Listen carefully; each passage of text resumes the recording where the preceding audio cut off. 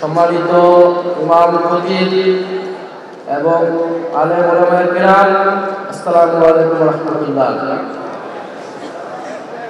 আজকে সম্মিলিত ইমাম খতিব পরিষদ আয়োজিত এই জাতীয় সম্মেলন 2025-এ উপস্থিত হতে পেরে অনেক সম্মানিত বোধ করছি, কৃতজ্ঞতা পোষণ করছি এবং জাতীয় নাগরিক পার্টির পক্ষ থেকে আপনাদের শুভেচ্ছা জ্ঞাপন করছি। আমি প্রথমেই বাংলাদেশের নির্যাতিত মজলুম জনগণের পক্ষে থাকা আলেম ওলামায়ে কেরামকে ধন্যবাদ এবং কৃতজ্ঞতা জানাই।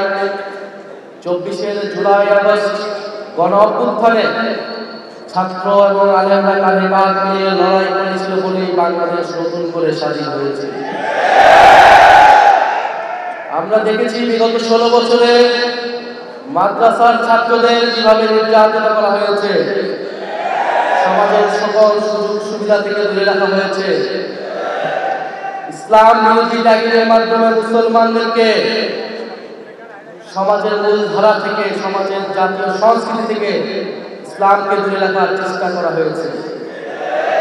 কারণ এটাই আওয়ামী লীগের মূলনীতি ছিল, এটাই আওয়ামী লীগের ফ্যাসিবাদের ভিত্তি ছিল যে ইসলামকে কোনোভাবেই তারা এই দেশে ইসলামী স্পিরিটকে তারা দাঁড় হতে দেবে না। এবং তার সাথে যুক্ত হয়েছিল প্রতিবেশী রাষ্ট্রের দালালি। ফলে বাংলাদেশের আলেম ওলামায়ে কেরামরা, বাংলাদেশের মাদ্রাসার ছাত্র, বাংলাদেশের স্কুল কলেজ বিশ্ববিদ্যালয়ের ছাত্ররা বাংলাদেশের স্বাধীনতা সার্বভৌমত্বের পক্ষে, জনগণের পক্ষে জীবন দিয়ে এই বাংলাদেশকে নতুন করে গড়ার সুযোগ করে দিয়েছে। ফলে আপনাদের আমাদের সকলের সেই দায়িত্ব এই দেশ গঠনের, জনগণের অধিকার ফিরে পাবার লড়াই। আপনারা সেই লড়াইয়ের অগ্রসৈনিক। আমরা ছাত্ররা আমাদের পক্ষ থেকে চেষ্টা করেছিলাম, আপনারা এসে সাথে দাঁড়িয়েছিলেন বলেই আমরা সফল হয়েছি। আমরা এখনো বিশ্বাস করি বাংলাদেশকে এগিয়ে নিয়ে যেতে হলে, আমাদের শহীদদের আকাঙ্ক্ষার স্বপ্ন পূরণ করতে হলে আমাদের সেই ঐক্য প্রয়োজন। জাতীয় ঐক্যের কথা অনেকে বলে, জাতীয় ঐক্য বলতে আমি কোনো কয়েকটা রাজনৈতিক দলের ঐক্যকে বুঝি না। জাতীয় ঐক্যকে আমি বুঝি বাংলাদেশের সকল সামাজিক রাজনৈতিক শক্তির ঐক্য, এবং সেখানে আলেম ওলামায়ে কেরামরা সবচেয়ে গুরুত্বপূর্ণ ভূমিকা পালন করতে পারবে। আপনারা আজকের এই জাতীয় সম্মেলনে 7 দফা দাবি জাতির কাছে উপস্থাপন করেছেন। আমরা মনে করি এখানকার প্রত্যেকটি দাবি ন্যায্য। জাতীয় নাগরিক পার্টির পক্ষ থেকে আমরা আপনাদের এই সকল দাবির প্রতি পূর্ণ সংহতি জ্ঞাপন করছি। আমরা সরকারের অংশ হতে পারি অথবা না পারি, আপনাদের এই দাবির পক্ষে জাতীয় নাগরিক পার্টি সবসময় মাঠে থাকবে এবং আপনাদের পক্ষে কথা বলবে।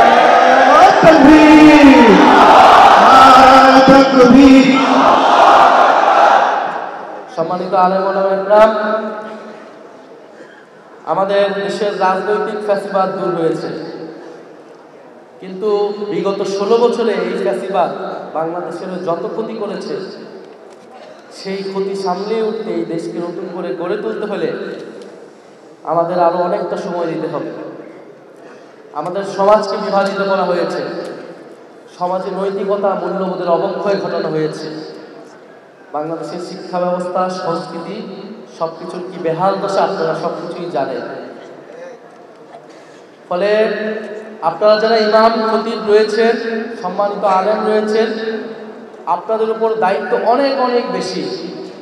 কারণ এবারে শুধু আমরা রাষ্ট্র সংস্কারের কথা বলতেছি, কিন্তু যদি আমরা সমাজ সংস্কার না করি, সামাজিক ফ্যাসিবাদ দূর না করি, সাংস্কৃতিক ফ্যাসিবাদ দূর না করি, তাহলে বাংলাদেশকে কিন্তু আমরা নতুন করে গড়তে পারবো না। ফলে একজন ইমাম, একজন খতিব, তিনি সামাজিক নেতৃত্ব, সমাজকে দিক নির্দেশনা দেন।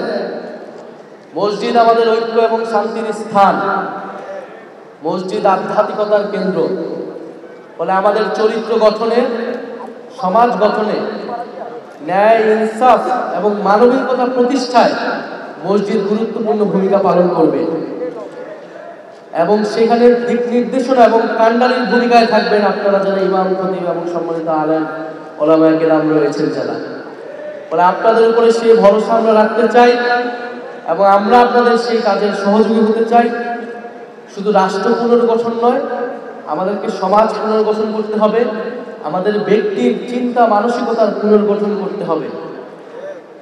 এবং এই ফ্যাসিবাদ আমাদের মধ্যে যে বিভাজন তৈরি করেছে, যে অনৈতিকতা তৈরি করেছে, যে বেইনসাফি সমাজে প্রতিষ্ঠা করেছে, তার বিরুদ্ধে গিয়ে আমাদের একটি দায় ও দরদের বাংলাদেশ, ইনসাফ ও মানবিকতার বাংলাদেশ প্রতিষ্ঠা করতে হবে। ইসলামের দেখানো পথেই বাংলাদেশ এগিয়ে যাবে এবং ইসলামী মূল্যবোধকে ধারণ করে এই বাংলাদেশে রাজনীতি করতে হবে। আমরা এটা দৃঢ়ভাবে বিশ্বাস করি। বাংলাদেশে বিগত 16 বছর ইসলাম বিরোধীদের প্রশ্রয় দেওয়া হয়েছে। আওয়ামী লীগ ইসলাম বিরোধী রাজনীতি করেছে, আওয়ামী লীগ ভারতের দালালি করেছে। আমরা এবার কারো দালালি নয়, নিজেদের স্বাধীনতা সার্বভৌমত্ব রক্ষায় নিজেদের পায়ে বাংলাদেশ গড়ে তুলব এবং সেই বাংলাদেশ হবে ইনসাফের বাংলাদেশ। ইনশাআল্লাহ সেই নতুন রাষ্ট্র বিনির্মাণের লড়াইয়ে, সেই নতুন সমাজ বিনির্মাণের লড়াইয়ে জুলাই গণঅভ্যুত্থানে যেভাবে আপনারা আমরা কাঁধে কাঁধ মিলিয়ে লড়াই করেছি, আমরা সামনের সেই লড়াইও কাঁধে কাঁধ মিলিয়ে লড়াই করব। আমরা আপনাদের সাথে থাকবো, আপনারা জনগণের পক্ষে থাকবেন, ইনসাফের পক্ষে থাকবেন, সেই প্রত্যাশা কামনা করছি। আসসালামু আলাইকুম।